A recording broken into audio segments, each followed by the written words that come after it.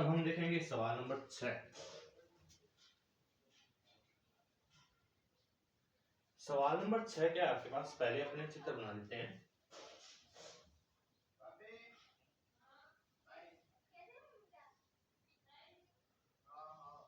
इस चित्र के अंदर आपको कहा गया है कि ABCD एक समांतर चतुर्भुज है। ABCD जिसके अंदर AP और CQ शीर्षों A और C से विकर्ण है। तो सबसे पहले हमें इसके लिए BD एक विकर्ण खींचना पड़ेगा और शीर्षों से लंब है, सॉरी AP A है यहां बिंदु P पर और C है बिंदु Q पर।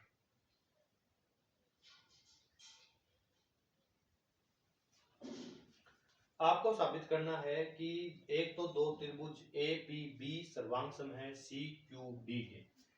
APB ये वाला त्रिभुज, CQD ये वाला त्रिभुज एक दूसरे के सर्वांगसम है। AP और CQ बराबर है, ये AP है ये CQ ये इक्वल है। तो शुरू करते हैं। सबसे पहले एक नंबर बिंदु, सबसे पहले हम क्या लिखते हैं? दिया है, तो वो लिखेंगे ना। तो हम लिखेंगे दिया है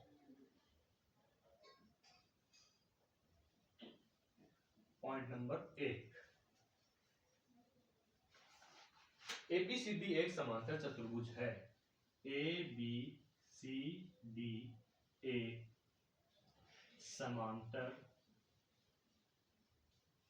चतुर्भुज है। 2 नंबर पॉइंट, AP और CQ शीर्ष लंब है BD पर। तो AP लंब है, लंब का ये निशान होता है उल्टा T सा लिखा होता ना BD पर, तथा CQ भी लंब है BD पर। ये दो बात दे रखी है, सिद्ध करना, सिद्ध करना। सिद्ध करना में आपके पास पॉइंट नंबर 1 दे रखा है। त्रिभुज APB, त्रिभुज APB सर्वांगसम है अन्य त्रिभुज आपके पास CQD के, CQD। और दूसरे पॉइंट AP बराबर CQ, दूसरा पॉइंट है AP बराबर CQ। अब हम करेंगे इसका हल, बहुत ही इजी क्वेश्चन है। अभी हल में पॉइंट नंबर 1 करते हैं अपने और उसको पहले समझते हैं। पॉइंट नंबर 1 कह रहा है कि APB, ये APB ये APB, CQD, CQ और D ये त्रिभुज एक दूसरे के सर्वांगसम है। सर्वांगसम होंगे इसका मतलब है कि इसमें हमें कोई भुजाएं कोई कोण बराबर दर्शाने होंगे। तो ये AB भुजा तो इसके CD के बराबर ही, तो हम कहेंगे त्रिभुज APB व त्रिभुज CQD में AB जो भुजा है वो CD भुजा के बराबर है। क्योंकि ये समांतर चतुर्भुज है और समांतर चतुर्भुज की जो आमने सामने भुजाएं होती है वो बराबर होती है। अगली बात, ये जो दो समांतर भुजाएं उनमें ये एक तिर्यक रेखा काट रही है, तो ये जो जड़ की आकृति में कोण बन रहे हैं ये आपस में बराबर होंगे। ये बराबर होंगे तो इसका तो ये कोण APB का तो यानी कोण B बराबर इसका हो जाएगा कोण D के। क्यों बराबर हो जाएंगे? क्योंकि दो समांतर रेखाओं के जब तिर्यक रेखा काटती है तो बनने वाले कोण बराबर होते हैं। तो हम कहेंगे एकांतर कोण युग्म, एकांतर कोण। और अंतिम बात, ये आपको कह रखा है कि ये लंब है इनके ऊपर, तो हम कहेंगे कि कोण जो P है वो कोण Q के बराबर है। क्यों? क्योंकि दिया है लंब है, लंब दिया अतः हम कह सकते हैं कि कोण भुजा कोण नियम से एएसए नियम से त्रिभुज ए पी बी सर्वांग है त्रिभुज सी क्यू डी के। एक नंबर पॉइंट साबित हो गया। दूसरा एपी बराबर सी क्यू, ये एपी है ये सी क्यू है, तो इन दोनों त्रिभुजों की ये संगत भुजाएं तो है। तो हम पॉइंट नंबर 2 में लिखेंगे बिंदु ए से एपी बराबर है सी क्यू के। क्यों बराबर है? क्योंकि संगत भुजाएं, संगत भुजाएं। ठीक है, दोनों चीज हमारे साबित हो गई, प्रूव्ड। बहुत छोटा सा सवाल है, देखो कुछ ही लाइनों में हो गया, 1 2 3 4 5 6 लाइनों में पूरा सवाल ही हो गया। सवाल तो ये तो अपने पहले से दे रखा है। चलो अब 7वां सवाल कर लेते हैं, लगे आप छोटा ही है ये तो 7वां हो ही जाएगा।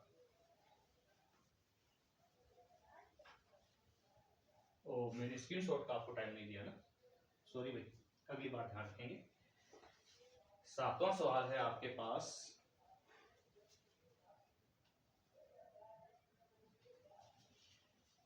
एबीसीडी एक समलंब चतुर्भुज है। ये एबीसीडी है कोई,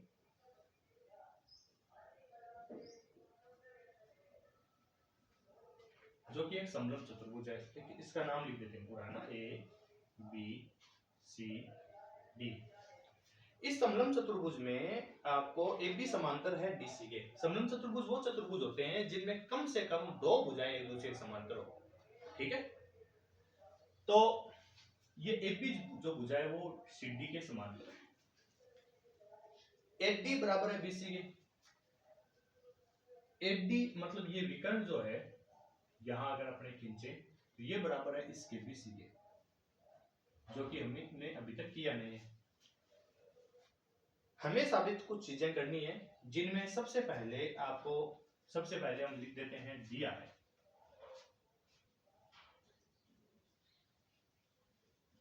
point number 1, A B C D एक समलंब है।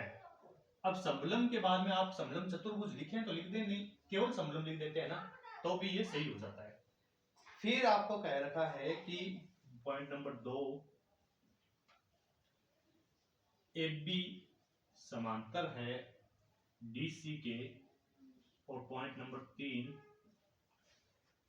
AD बराबर है BC के। हमें सिद्ध करना है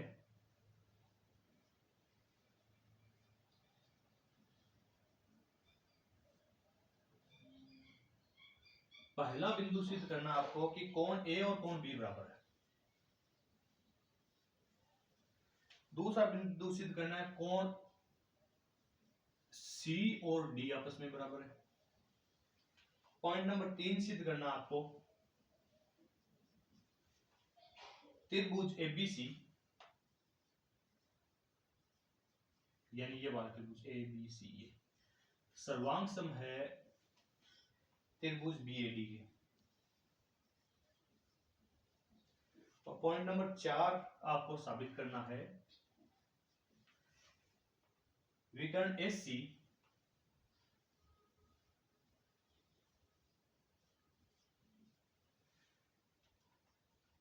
बराबर है विकर्ण BD के।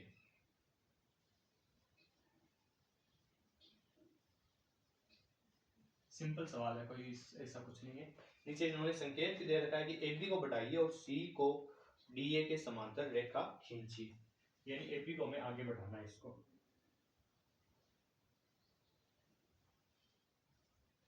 और C से होकर DA के समांतर एक रेखा खींचिए। हमने एक थोड़ा सा यहाँ D लिखना था बच्चों में ना, और यहाँ C लिखना था, ये थोड़ा सा हमने गड़बड़ कर दिए। ये यहाँ इसके समांतर अन्य रेखा खींच दी, ये बिंदु E है जो भुजा AB E को प्रतिच्छेद करे। सबसे पहले हमें यहां पर कोण ए और कोण बी बराबर साबित करने। कोण ए और बी बराबर साबित करने के लिए यहां देखो, ये जो कोण है, कोण ए और कोण ई, इसको देखो, ये एक समांतर चतुर्भुज बन रहा है। यानी हम कहेंगे हल, इसमें पॉइंट नंबर 1, ए ई डी सी एक समांतर चतुर्भुज है। ये दे नहीं रखा, ये हमने बनाया है, आगे संकेत से रचना किया ना, आपकी किताब में संकेत लिखा हुआ है उससे, तो हमें लिखना पड़ेगा क्यों है, तो हम यहां लिख देंगे रचना से। ठीक है। समांतर चतुर्भुज की खास बात क्या होती है, ये कोण और ये कोण, इन दोनों इन्हें कहते हैं आसन कोण। आसन कोणों का योग 180 डिग्री होता है। तो हम कहेंगे यहां पर कोण ए प्लस कोण ई बराबर 180 डिग्री। ये एक नंबर बात होगी। दूसरा, इसके अंदर देखो आप, यहां पर ये रेखा इस रेखा के बराबर है, इसलिए ये दोनों कोण बराबर हो गए। क्यों? क्योंकि ये समद्विबाहु त्रिभुज बन गया। त्रिभुज ये BCE एक समद्विबाहु त्रिभुज है, अतः कोण B बराबर कोण E। बी अपने ये दो अलग अलग बी मान लेते हैं, ये मान लेते हैं बी, इसको मान लेते हैं एक बार बी डेस। ठीक है, बी डेस बराबर कोण ई। आपके थोड़ा इजी हो जाएगा, अपने अलग पूरा नाम लिखेंगे ई सी, ई बी सी, ए बी सी, तो आप कंफ्यूज ज्यादा होते हैं। ये बात समझ में आएगी, समद्विबाहु त्रिभुज के कोण बराबर होते हैं। अब ये देखो, ये सरल रेखा पर बनने हैं ना, ये कोण और ये कोण, इन दोनों का योग कितना होगा? 180 डिग्री। तो आप ये भी तो कह सकते हैं कि पुनः कोण B प्लस कोण B डेस बराबर 180 डिग्री। लेकिन B डेस तो E के बराबर है, तो हम कहेंगे कि कोण B प्लस कोण E बराबर 180 डिग्री। ये समीकरण नंबर हो गई 2। समीकरण 1 और 2 से क्या साबित होता है? ये देखो 180 डिग्री, ये 180 डिग्री, ये E, तो A किसके बराबर हो गया? B के। लेकिन बहुत सारे बच्चों को ये सीधे समझ में नहीं आता, उल्टा ले लेते हैं। उल्टा कैसे लें? चाहे तो आप इन दोनों को आपस में बराबर रख दो, जो कि बेस्ट तरीका है। चाहे इसको इसमें से घटा दो, जो भी करना चाहो। तो हम कहेंगे समीकरण 1 व 2 से, समीकरण 1 और 2 से आप कह सकते हैं कि कोण A प्लस कोण E जो कि 180 डिग्री के बराबर है, और 180 डिग्री के बराबर है कोण B प्लस कोण E।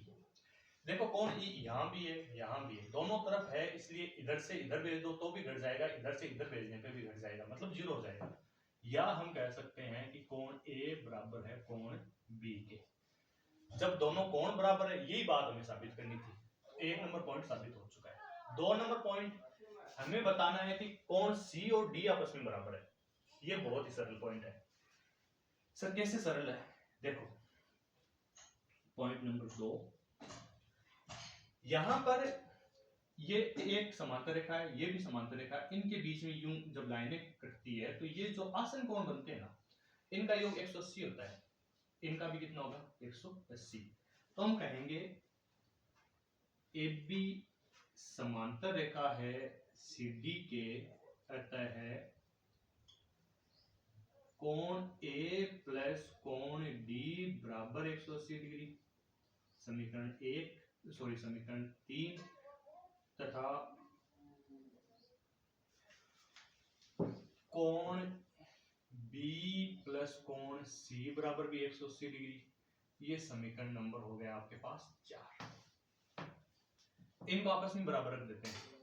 समीकरण 3 व 4 से, समीकरण 3 और 4 से हम लिख सकते हैं कि कोण A प्लस कोण D बराबर कोण B प्लस कोण C।